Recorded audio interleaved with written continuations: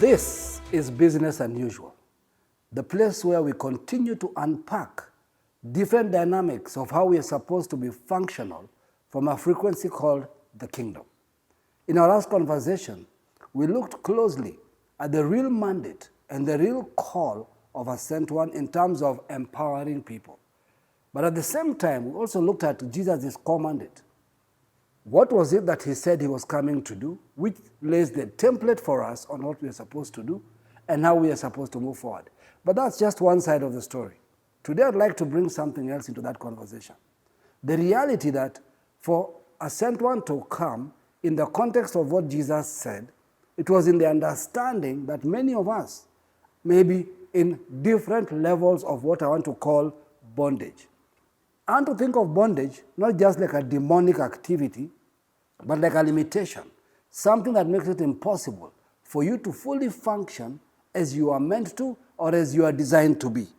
So I want us to think of an environment that may be limiting you, holding you back, breaking you from going to the next level, and holding you in such a position that you've even maybe accepted that to be a position.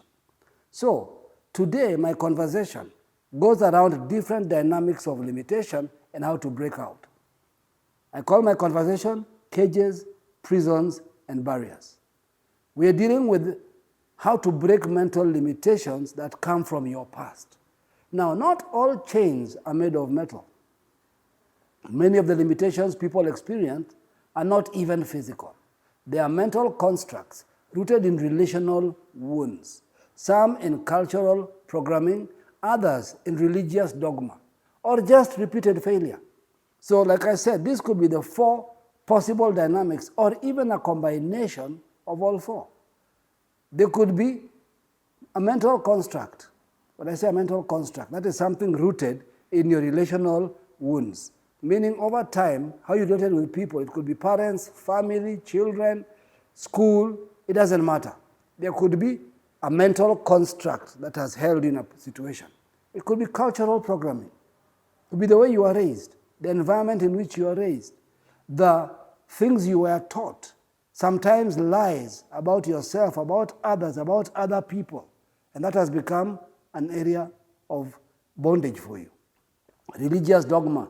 What is religious dogma?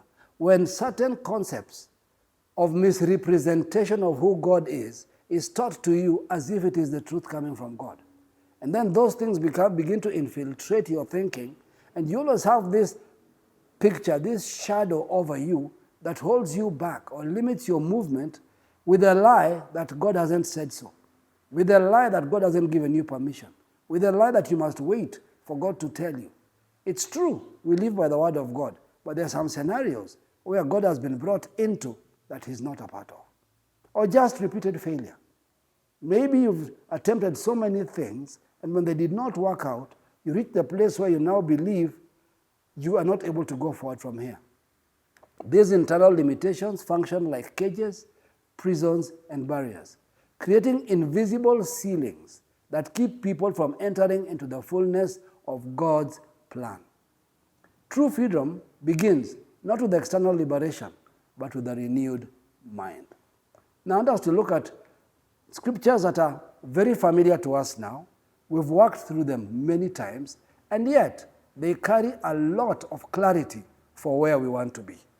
Do not be conformed to this world, but be transformed by the renewing of your mind. John 8:32, and you shall know the truth, and the truth shall make you free. Proverbs 23:7, for as he thinks in his heart, so is he. Now, when you look at those scriptures, all of them talk about freedom. All of them talk about how you can go to the next level. But we need to first identify what is the environment in which I have been bound that I am able to move forward and that I'm unable to function, that even when the word comes, I don't know what the word is dealing with. At the same time, which is this area that when the word comes, I know what the word came to do and I can be freed from. So the first thing I want to talk about is cages. What is a cage? A cage, and I'll give you metaphors for these things. Don't think of just a cage as a little place where you have been meshed in. Think of a transparent environment that still binds you. You can see. So the definition of a cage here is a structure where you can see the world beyond, but you can't access it. You can't access it. The mesh or the bars are not made of steel. They are made of self-justification. They are made of cultural programming. They are made of trauma-based reasoning and limiting beliefs. So here you are, sitting in this cage, you can see the world outside. You can define activities going on. In fact, you even have very good history and very good information about many, many things. Yet, you yourself never step into that place. So you describe freedom more than you pursue it. Are you that kind of a person? Always describing freedom, but never even daring to step up to pursue it. Are you the person who talks a lot about change, but you never take any action? Oh yes. So you see, the problem with a cage person is that they are sophisticated. They know the information. They know the conversation. They can describe accurately. In fact, they are right when they explain. They can describe freedom, but they never pursue it. You can talk about change, but you actually never take any action to change. So you get paralyzed by the lie of perfectionism or the fear of failure. You see those two systems? One is you're paralyzed by the idea of perfectionism. The best way to do this, before I start doing this, I must get this and this and this and this right. So as long as you don't get all those right, you have an excuse never to start. Paralyzed by perfectionism. Or fear of failure. What if I step out and it doesn't work? What if I attempt and it doesn't move? What if this doesn't happen? And you have all these movies playing in your mind of failure, of impossibilities. So when this continues to happen, you have become comfortable in limitation. Think about that. You're sitting here, you can describe everything, but you never move. This kind of a person, if we have finished speaking in one of our master classes of mind games, you're the most perfect person to have a conversation with. Absolutely powerful. You can describe everything. But you know what? If we meet in the next meeting, again you can describe. But from the last meeting to the next meeting, you didn't take any action.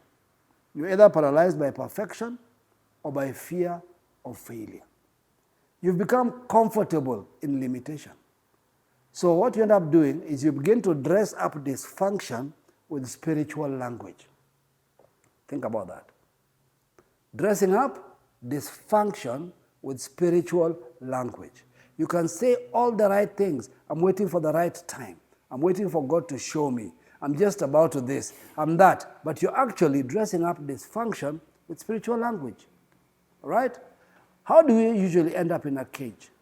It is often caused by generational thinking, repeated failure, and even false humility.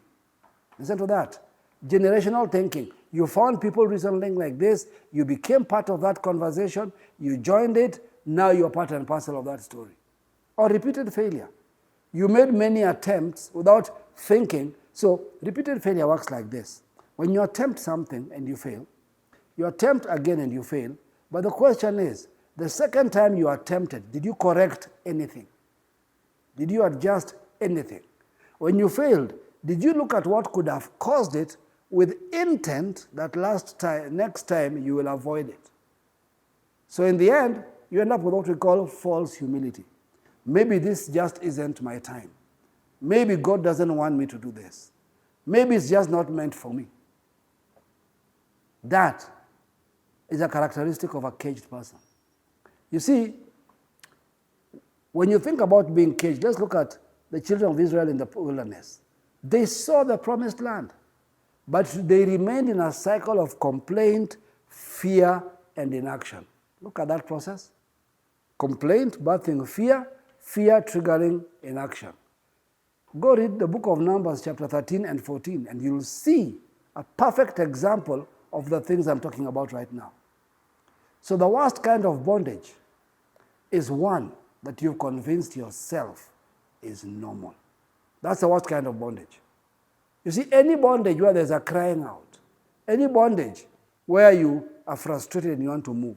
Any bondage when you want to take action and you're attempting, at least it's bondage, but it's not the worst kind.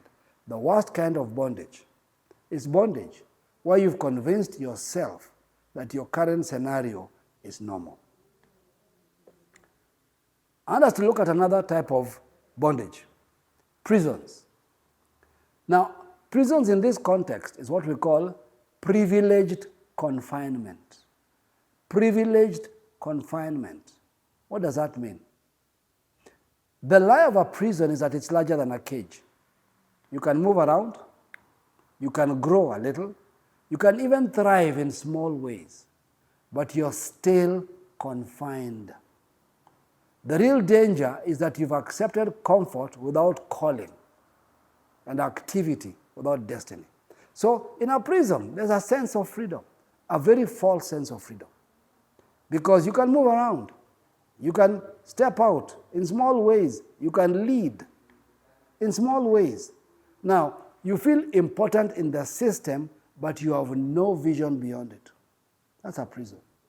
So in the prison, you can be the best prisoner. You can be the best in the confined space. But the thing is, you're important within that system, but you have no vision beyond it. You have settled for roles rather than purpose. So it's very defined, very clear. You know what you need to do. You know when you need to do it. You're comfortable repeating that over and over. You've become comfortable with settlement. You become comfortable in those roles. In fact, you're perfect in those roles. You're so perfect that even if I moved you from one prison to another, you would fit right in. You would quickly find your way, quickly find your feet, and quickly settle at that role. But you never ever have a vision beyond it. So you become overcommitted in safe zones. Hear that statement? You become overcommitted in safe zones. You're always avoiding any faith steps. You just want to do what you know to do, become the best at it, and protect it. So you get a false reward. You become the most respected person in the prison. Others admire your growth within confinement, reinforcing your false sense of freedom. Think about that. You're the most respected person in the prison. People around you admire your growth within that confinement. And this reinforces your false sense of freedom. You see, a good picture of this is the elder brother in Luke chapter 15. He stayed at home. He obeyed the rules. Yet he lacked joy, he had no inheritance, and he had no revelation of the Father's love. Think about that environment. Yes, you're there. You're in the space where all truths are being taught. You become so happy to be the one who carries out all the tasks around the truth. But you never walk in the truth beyond the tasks. Can you imagine such a life? You are the best in that space. You are the best in the operations. At the event, you are the top functionality. But the outcome of what God is saying, you never really step into it. This sometimes is what is known as the Pharisee spirit. The Pharisees became guardians of religion, and then they became prisoners of their own self-righteousness. They couldn't move beyond that reality. They couldn't go into any space beyond the laws and regulations they had created. Listen, just because you're active doesn't mean you're advancing. Doesn't mean you're advancing at all. That is a prison. Now let's have a conversation about barriers. What are barriers? I call the barriers the cycle of self-sabotage. The cycle of self-sabotage.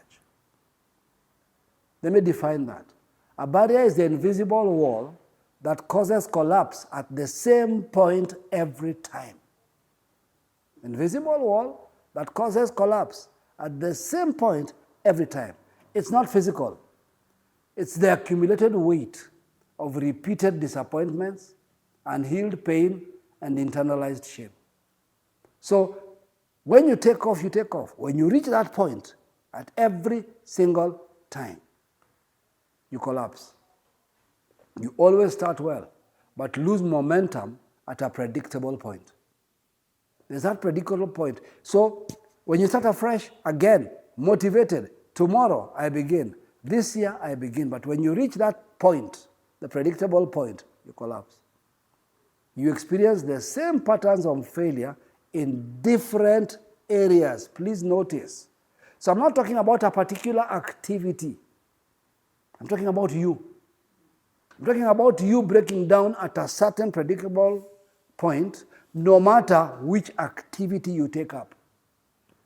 You can even, and see that this is where the mistake comes. You think, this is the thing I failed at. This is what doesn't work for me, so I'm going to try something else. This is the job that doesn't work for me. I'm going to leave this job. I'm going to join another job. Or I'm going to leave this job, I'm going to start a business. Not understanding that it is you who reaches a predictable point, not the situation.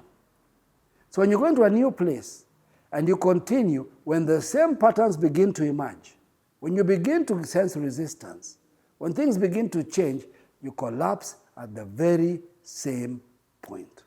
So you fall into this mindset of, I am a failure. No, you have a failure point. You are not a failure. If you can discover the failure point and go beyond it, you'll be free. So if you allow this to continue, you come to a place where you begin to believe, I'm just not cut out for more. I'm just limited. This is the farthest I can go. Now, barriers are usually formed by deep-seated belief systems. You came to believe something about yourself. It's buried so deep that every time you reach that point and it rises up, you begin to second-guess yourself. Even when you begin to do a little well, you begin to say, this is too good to be true. At some point, I'll mess up. I don't deserve more. This is enough. I should be comfortable with what I have. A barrier.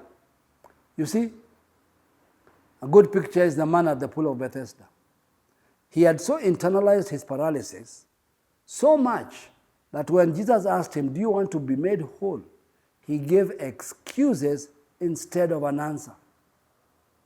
You can reach a place where you have justified that the reason you can't move forward is because there isn't a man. So this man, when you're like this man, you no longer see that you've internalized your paralysis. You actually think that the environment has reinforced your paralysis. And that is why when Jesus gave him an instruction, among all the people Jesus ever spoke to, this one he didn't touch, he didn't lay hands on him, he didn't do anything. He just told him to pick up his bed and walk. He had given excuses. What are your excuses? What has limited you up to now? A barrier in your mind will always become a ceiling in your life. So if there's a ceiling in your life, the ceiling is not the problem. The barrier in your mind is the problem. All right? So I want you to think about the whole process, especially of the barrier, because the barrier brings out a very powerful concept called cycles. Because why the barrier is deadly is because the barrier is beyond the cage. The person of the cage won't even begin to move. So some of you may just need to fight with the cage. To stop being the person who can define what's going on perfectly, who can define what freedom looks like, who can define the outcomes of every truth, but you never take a step to make a change. Sometimes you moved a little, you moved into a prison level. Now the prison is this. At least you have stepped out of your cell. But you know what? You're not stepping out of your prison. Because you are happy to excel in limitation. You are happy never to push any boundaries. You want to perfect roles and be at rest and simplicity all the time. And because there are people who are impressed by what you do, you never break out beyond the prison. But the one that I find scary is the barrier, more than anything. Because sometimes in the prison, at least you have a sense of I'm in a prison.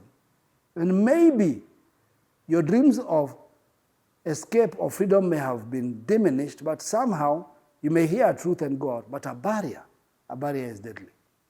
A barrier is deadly because it's a loop and you go in different directions and end up at the same point, but the loop is inside of you. You're always self-sabotaging when you reach the point of breaking out. You're always limiting yourself. When you reach that point when finally you could step out beyond this point, the old patterns settle in, the old fears come in, the old issues come in, and your energy disappears. You just feel like you don't want to do anything anymore. That is a sign of a barrier. And a barrier will stop you from destiny, will stop you from getting where you need to go. You have to come to the place where you reach the barrier point and go beyond it. You have to break the barrier. Now, the only way you can do this is by a mind shift. You have to renew your mind. Listen, breakthrough doesn't begin in your situation. It begins in your perception, never in the situation. So many of us are looking for the solution in the situation. Instead of looking at the first problem is my perception of the situation. If you look at a situation and say, this thing is impossible, you've already put the barrier there. But if you say there must be a way out of this, you've lifted your perception. So breakthrough doesn't begin in your situation. It begins in your perception. You must confront your narratives. What is my narrative concerning this situation? What do I normally say about such things? What do I believe about such situations? What do I normally default on? What are my arguments and my defenses concerning this situation? I must get a new truth and begin to rehearse that truth. Begin to say, wait a minute, but this is what the word says about this. I need to begin rehearsing that and thinking about it and reasoning with it and being able to think on a different dynamic than where I am. And when that happens, I must rewire how I talk to myself. You see, many of us are very busy and powerful, and when we get a faith message or when we hear a truth, we want to tell others. We forget the most important dialogue is internal dialogue. The first place you must rewire is your own self-talk. What do you say to yourself? What do you say to yourself? When we see two stories in Scripture of powerful shifts of impossible situations, we see the prodigal son, we see the woman with the issue of blood. What does the Bible say? And they said to themselves, the first place for freedom is self-talk. What are you saying to yourself? What are you communicating to yourself before you even begin to communicate it externally? When that begins to happen, you begin to replace your false identity with a kingdom identity. Because when I'm having a self-talk, it means I'm saying who God says I am. I am repositioning my identity. I am shifting how I perceive myself. I am changing how I reason concerning who I am. When I begin to do that, I'm beginning to now replace those false realities with kingdom realities, and automatically the cage falls away. Automatically the prison gates open. Automatically the barriers are removed. Listen, external freedom without internal change is just relocation. Think about that for a moment. You see, many of us think if I change church, if I change people, if I change friends, if I change work, if I change business, external freedom without internal change is just relocation. You will build a new cage in the new place. You will build a new prison, a more sophisticated one, in the new place. You will create new barriers in the new place. So internal relocation is what must manifest as external freedom. That's what we have to start thinking about. When you think about the demoniac of Gadara, the man of the Gadarenes in Mark chapter 5, Jesus didn't just free him. The Bible says, and Jesus restored his mind. If he just got the demons out and did not restore his mind, the demons would have relocated back into the same environment. Same principle happened to Gideon in Judges 6. God redefined him before he reassigned him. So we need a redefinition of who we are before we can change our assignment. Many of us want to change. I'm thinking of doing a new job. I'm thinking of opening a new business. I'm thinking, no. Think of becoming a new person before you think of doing anything new. Because that internal change is what will bring you into a new environment. So, how do you move? Identify your cage. What limitations have you accepted as normal that may actually be your cage?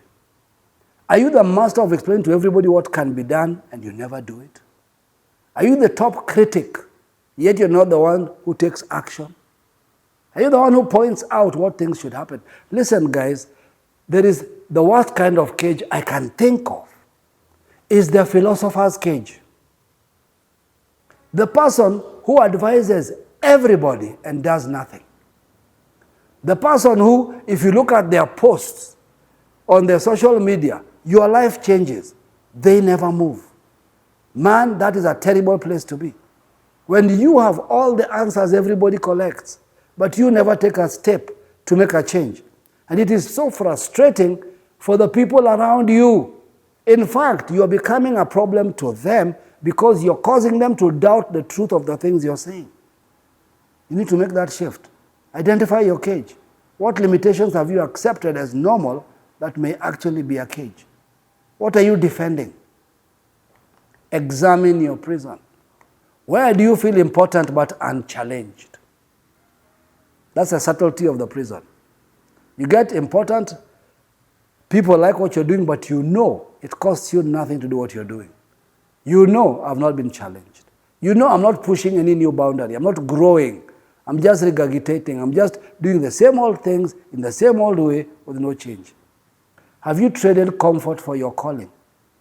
Because this is easy and at least it's impressive. But is it really taking you where you need to go?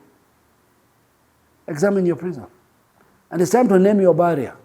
Where does your progress always stop? Where?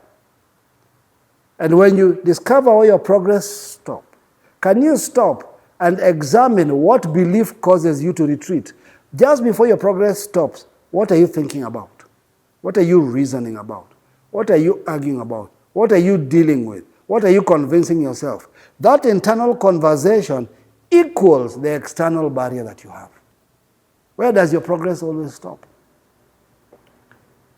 You know, there's a dialogue you must begin to have. Remember I talked about internal dialogue? You must start having thought processes like, I was not made to survive. I was made to soar. Remember eagles? Not made to survive. I'm made to soar. Every mental structure that limits me is being renewed by truth. Have that as a conversation with yourself. Every mental structure that limits me, every time I hear truth, it's renewed, it's shifted, it's changed. My mind is fertile ground for God's possibilities. My mind. I don't live in a cage. I don't settle in prison, and I break barriers with truth. This has got to be your way of reasoning, your way of thinking. Jesus said in John 10:10, I have come that they may have life and that they may have it more abundantly. He did not come to teach us how to be comfortable in a cage, or to be perfect in a prison, or to be happy with barriers. No. Abundant life is not lived behind bars. It's not lived within walls or under invisible ceilings where we can't move. It's lived in liberty of thought, in clarity of purpose, and in power of truth. And that liberty begins with one thing, a renewed mind. That is why we have the mind gym. We have the mind gym because we are determined that at least if you come to a mind gym the first time, you identify and get out of a cage. By further interaction with the mind gym, you at least are able to identify and begin to deal with your prison. Ultimately, with the mind gym, we want you to break barriers. So you begin to go beyond what you'd imagined, to go beyond what you thought, to go into places you didn't think were possible. And that's why we tell you, come to the mind gym. Let's begin to look at that story. And if we've identified the mind gym, your cage, your prison, or your barrier, then come to the master classes, where we will completely make sure these activities no longer become your limit of growth, but they become part of your history, never to be seen again. So that we can enter new territories. We can go into innovation. We can go into powerful situations. We can expand our functionality to fully live the quality of life that God intended for us. the true abundant life, until we become the message of the kingdom, not the message of darkness. Because our life can be the message of darkness, but we choose to have our life as the message of the kingdom. And this is why I say, keep it kingdom, keep it pure, and God bless you.